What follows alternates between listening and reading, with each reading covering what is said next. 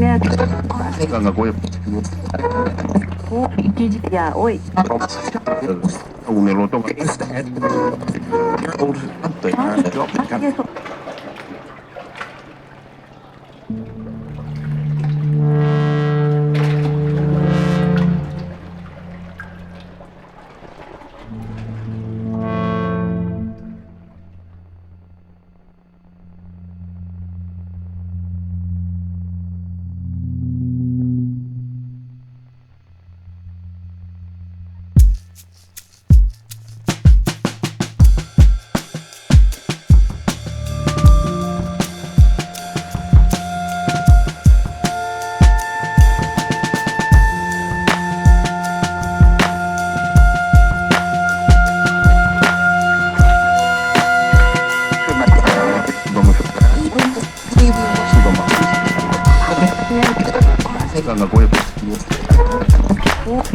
Ya, oi. una loto gak gue Ya, oi. una loto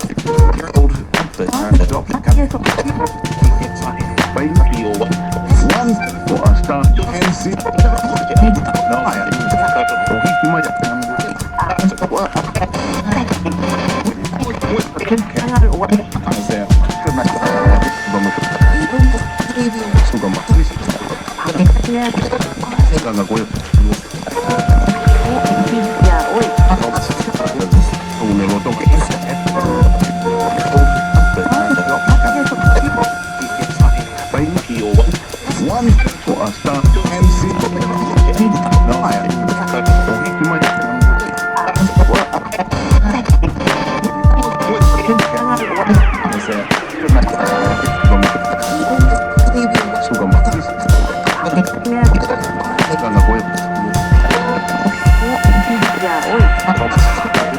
una loto gak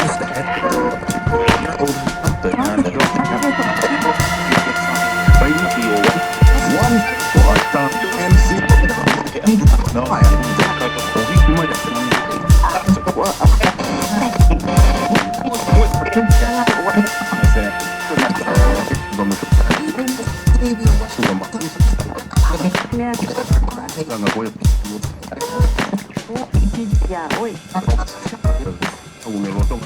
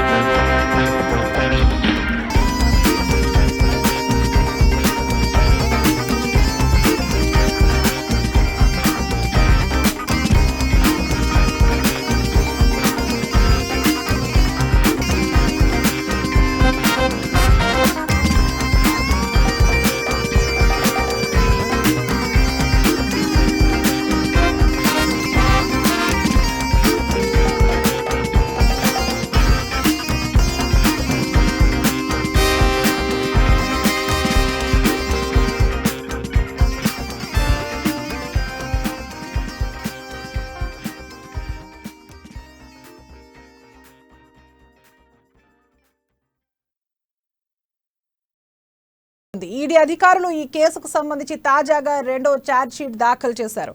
ఈ ఛార్జ్షీట్లో 17 మంది నిందితులపై ED అభియోగాలు మోపింది. ED రెండవ ఛార్జ్షీట్లో కీలక వ్యక్తుల పేర్లను ప్రస్తావించినట్లు తెలుస్తోంది. ఈడీ రెండో ఛార్జ్షీట్లో Delhi CM Kejriwal, BRS MLC Kavitha, YCP MP Magunta పేర్లు ఉన్నట్లు సమాచారం. హవాలా రూపంలో వచ్చిన నిధులను గుజరాత్ ఎన్నికల ప్రచారానికి ఆప్ వాడుకుందని ఈడీ పేర్కొంది. ఇక ఇదే అంశంపై మరింత సమాచారం మా ప్రతినిధి ప్రణయ్ లైవ్ ద్వారా అందిస్తారు. ప్రణయ్, ఢిల్లీ లిక్కర్ స్కామ్ కి సంబంధించిన విషయం మనందరికీ తెలిసిందే. ఎమ్మెల్సీ కవితకు సంబంధించినటువంటి పేరు ఆరోపణలో రావడం మనందరికీ తెలిసిన విషయమే. ఇప్పుడు సరికొత్తగా కూడా ఈడీ అధికారులు మరికొన్ని షార్ట్ షీట్లు తయారు చేయడం జరిగింది.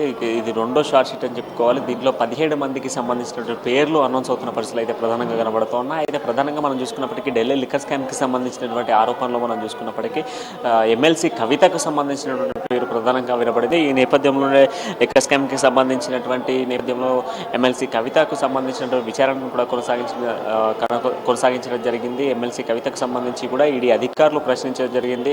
గతంలోనే ఎమ్మెల్సీ కవితకు సంబంధించి ఈడీ విచారణ జరిగింది. అయితే ఈ నేపథ్యంలో మరొకసారి రెండవ ఛార్జ్షీట్ను పేర్కొనడం జరిగింది. దాదాపుగా కూడా 17 మందిని ఈ ఛార్జ్షీట్లో పేర్కొన్నట్టుగా తెలుస్తుంది. దీంట్లో ప్రధానంగా చూసుకుంటే ఢిల్లీ లిక్కర్ స్కామ్కి సంబంధించి ఢిల్లీ సీఎం కేజ్రీవాల్తో పాటు MLC Kavitha, YCP MP Maganti పేరు కూడా వినబడుతోంది. దాంతో పాటుగా ఢిల్లీ లిక్కర్ స్కామ్కి సంబంధించి కీలక పరిణామాల్లో ప్రధానంగా మనం చూసుకుంటే ఎమ్మెల్సీ కవితకు సంబంధంతో పాటుగా ఢిల్లీ లిక్కర్ స్కామ్లో పెద్ద ఎత్తున కూడా దీంట్లో మార్పులు జరిగాయంటూ కూడా ఈడీ అధికారులు పేర్కొన్న పరిస్థితులు కనబడుతున్నాయి. అయితే ఈ ఢిల్లీ లిక్కర్ స్కామ్కి జరిగినటువంటి కోట్ల ఒప్పందాలు మొత్తం కూడా గుజరాత్ ఎన్నికలకు సంబంధించిన నేపథ్యంలోనే వాడకాలు జరిగాయంటూ కూడా వినబడుతోంది. అయితే వైసీపీకి సంబంధించి కూడా సత్సంబంధాలు ఉండడం ఇప్పుడు ఆశ్చర్యకరంగా మారుతుంది. ఎందుకంటే ఒకవైపు సీఎం కేసీఆర్ బీఆర్ఎస్తో ఆంధ్ర వైపు పరుగులెత్తున్న నేపథ్యంలోనే ఆంధ్రాకి సంబంధించినటువంటి అనేక మంది పేర్లు వెళ్ళడము, ఇప్పుడు వైసీపీకి సంబంధించినటువంటి నేపథ్యంలో వైసీపీ నేత ఎంపీ మాగంటి పేరు రావడం ఇప్పుడు ఆశ్చర్యకరంగా ఉంది. ఒకవైపు చూస్తే ఢిల్లీ లిక్కర్ స్కామ్కి సంబంధించి ఇటు ఎమ్మెల్సీ కవితకు సంబంధించినటువంటి ఆరోపణలు,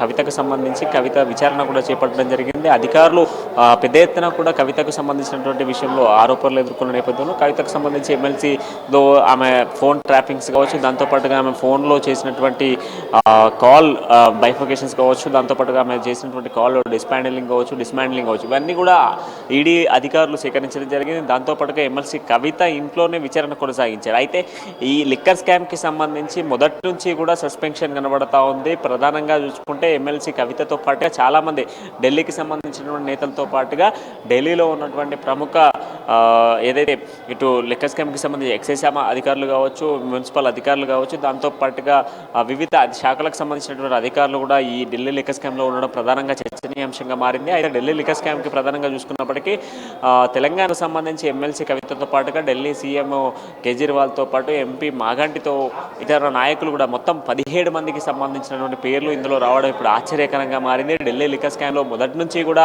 ప్రధానంగా కవిత కనబడతా ఉంది.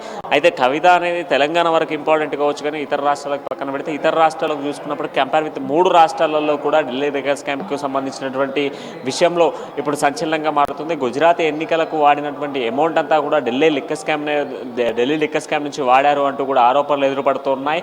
ప్రధానంగా ఢిల్లీ లిక్కర్ స్కామ్లో పెద్ద ఎత్తున ఆరోపణలు ఎదురుపడుతూ ఉన్నాయి. ఇప్పుడు మనం చూసుకుంటే ఢిల్లీ లిక్కర్ స్కామ్లో పెద్ద ఎత్తున కూడా వహిస్తున్నటువంటి సిచ్యువేషన్స్ మనం చూసుకోవచ్చు. ఢిల్లీ లిక్కర్ స్కామ్లో ప్రధానంగా ఎమ్మెల్సీ కవిత అనేటువంటి వ్యక్తి 15 ఫోన్లను డిస్మాండిల్ చేసినట్టుగా దాదాపుగా కూడా 100 కోట్ల ఒప్పందంతోనే ఢిల్లీ లిక్కర్ స్కామ్ అనేది కొనసాగింది. గుజరాత్ ఎన్నికలకు అమౌంట్ అంతా కూడా తెలంగాణ నుంచి ట్రాన్స్ఫర్ అయింది. దాంతోపాటుగా పలుమార్లు కూడా ఢిల్లీకి ట్రాన్స్ఫర్ చేసినటువంటి సూట్ రూమ్స్ కావచ్చు, దాంతోపాటుగా ప్రయాణించినటువంటి ఈ హెలిప్యాడ్కి అంటే ఏదైతే ఏరోప్లేన్కి సంబంధించినటువంటి విషయంలో కూడా ఆరోపణలు ఎదురుపడ్డాయి.